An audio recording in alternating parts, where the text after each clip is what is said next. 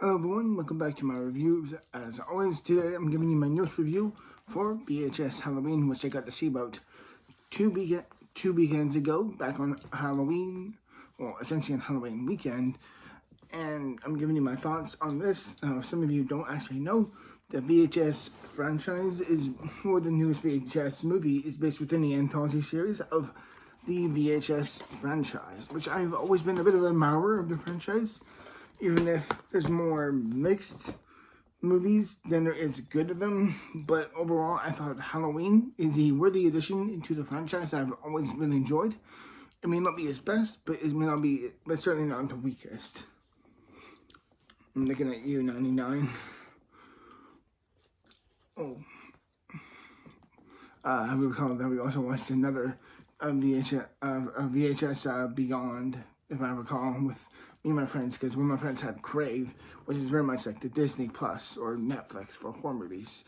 And basically, the in this franchise, there's little like basically shorts of the VHS vignettes within it, tied within a narrative standpoint. But this one doesn't really have one. It's more linked within a classic infomercial, but almost like they use like this demonic soda can drink that they bring in these people in like orange jumpsuits that looks like it's very much like on like jail, but used within the repeated nature of them testing out this almost drink, but it's almost like a portal to demon hell, and it leashes insanity upon them, and it's just such a grotesque thing to see. And I would say this because this movie has like such varied parts of it, in truth. But the first one is basically the first of these little vignettes of the drinks that's called, if I recall, Diet Phantasma, and I have it broken down here on my computer.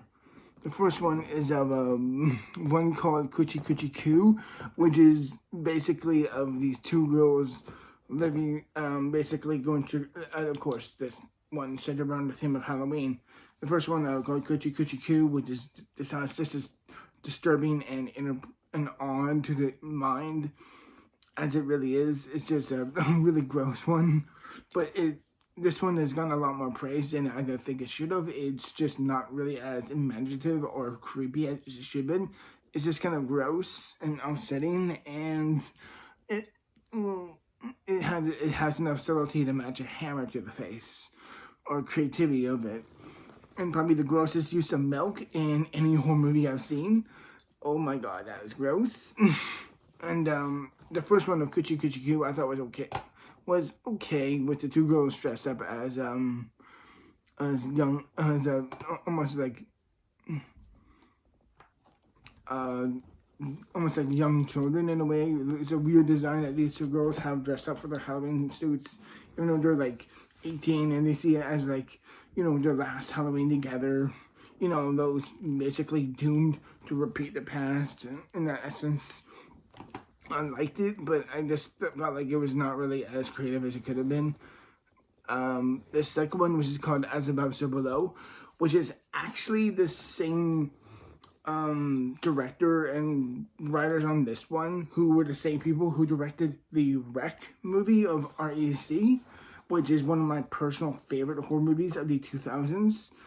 Down to the point that even one of the Halloween, like this one takes place in an asylum, which I think this one kind of represents my overall actual initial thoughts on VHS Halloween as a whole. I thought it was creative and ambitious and interesting, but I feel like it actually kind of fumbles its actual craft within it, because it takes place in an asylum as it's called Ut Sopra Si Infra, which is in Italian, As Above, So Below, which is said into the realm of the asylum of this police procedure, bringing in this one person from the day before, who was survivor, basically bringing in. And I thought this one was interesting in idea and concept, but how they established the environment and everything. But what I thought was not really interesting was the fact they kind of kept it only referred to one room, and the way they actually went through the actual technical scares and everything and the establishment of that, I thought was not nearly as interesting as it should have been. Like, I feel like this short of VHS Halloween represents my thought on this one as a whole. I admire its craft more than I really think it really executes. And then after that one,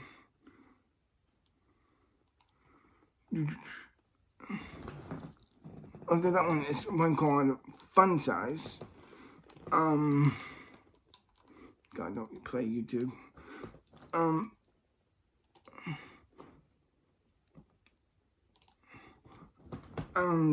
With Fun Size, if I recall, is basically, oh fuck me. But the rest of these little shorts, in truth, I thought were quite interesting. I thought the first three of it were kind of, the Fun Size, if I recall, is one based on I have a Halloween box where it's like, you only take one and only one. Don't take two. It's too selfish. It plays on the grade of that. And it's much more into the realm of it pulling into this weird, like, industrial place that's very worn out, but it kills. But this serial killer of the person is rumored to take up a mascot, and it's like, me and my friends were dying of laughing in this one. It was just so obscene for what it is. And, like, there's some great little shock out, gross humor and everything within it, but it was very weird. And then the next one from that, and how it really kind of ties back into the bowl of sweets that hats out, because that one is very much like, oh, why does one kind of look like a finger or a part of the human male anatomy? Oh dear. And it plays such much more cheekily and much more into the body horror things, which I do admire and really like. Even if this more serial mascot kind of killer in that one I thought was just a tad too silly in my taste. The last two is when VHS Halloween goes totally off the hinges, and I thought it was all the better for it. I won't mutter it here because, I mean, I don't really have brand deals on this video or whatever, but the second last one, which is called, oh fuck me,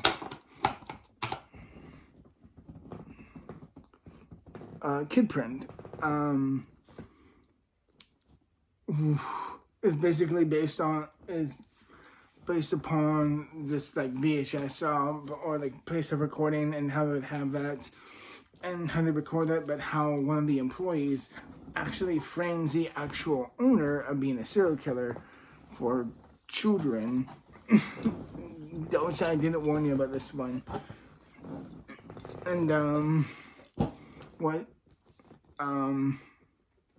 I think the last two really ends it on a note where it feels like it's much more fitting into the Halloween genre, even though it totally goes out with a bloody hell of a swing. Because with Kid Print, both Kid Print and House Haunts, much more cleverly play into the horror-based genre of Halloween, but it does it in a much more sadistic manner. And I thought this one really matched up really well tonally to it, and definitely deserves a spot within the top 10 like vignettes of like the 20-minute frames that these of all this this one here definitely should be a top 10 of the franchise's insular shorts of their own. It's definitely a top tier of the franchise. And then the last one, which is basically off a father and son duo. And oh my god, there's so many items in this video. I really puckered it up. I hope I'll post this video to show much more human side of me, basically. But the last one is basically the father son duo, and how they basically have this almost like it's kind of described. It's kind of like, you know, how they once had like this almost like fun like bounty house kind of an event thing that's based on Halloween, but then the son grows up, becomes a little bit more resentful of what happened, and basically he finds his father wants to remake it, and the son eventually finds this old like CD vinyl, and basically turns the place basically alive. And I really enjoyed the more insanity and vulgarity of how the last two installments ended of VHS Halloween. It ended on a much more clever, more on point. I won't say ambiguous, because it's certainly not ambiguous. Don't know why it came to mind. But the way it kind of proverbially, what the hell am I talking about? The way it kind of pulls through with all these shorts within it, I thought were mostly well done. I liked how tonally and aesthetically they weren't in line with Halloween, even though I thought the first few were a bit off within the craft of it, but the center main focus on this idea on Halloween and playing off of that was a lot more clever. I certainly personally don't think VHS Halloween is the best of the franchise. For me,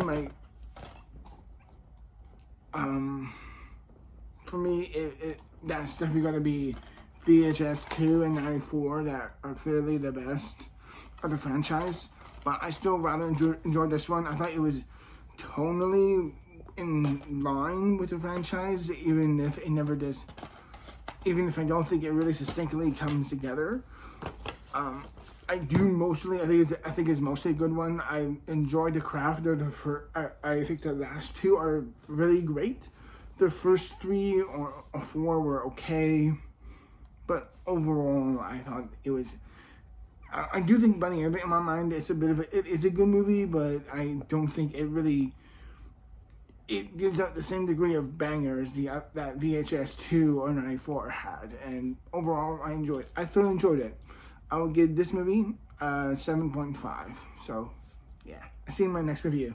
Cheers.